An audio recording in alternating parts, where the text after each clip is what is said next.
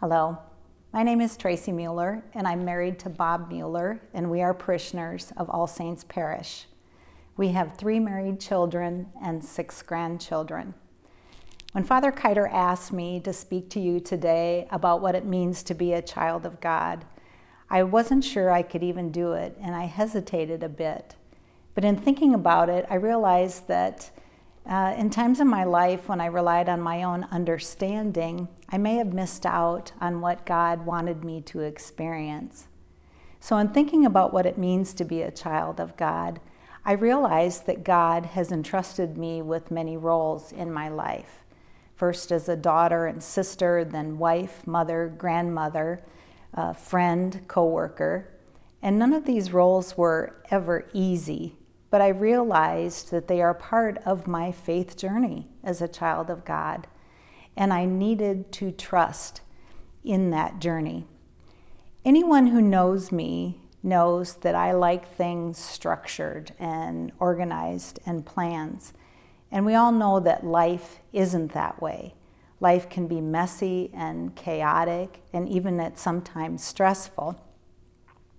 But I have learned a lesson, and that is that I am not in control. God is in control. And He always has a plan, and He's always figured out a way through things even when we don't see it.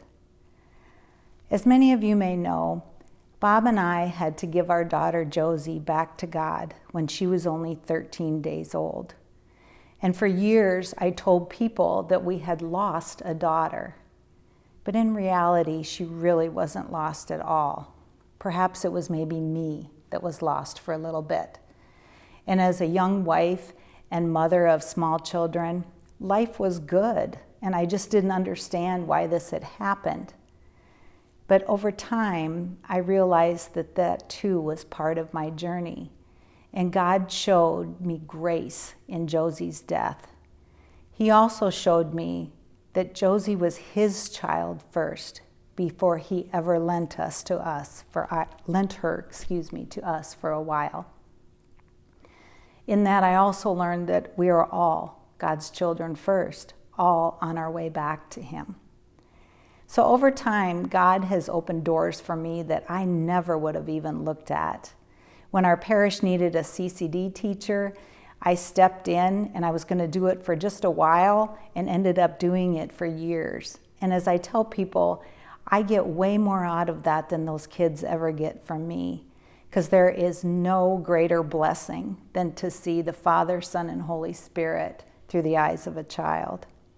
So whether it's Bible study or liturgy or an hour of adoration, God seems to have always known what I needed, and I just had to figure out that I needed to get out of His way for it to happen.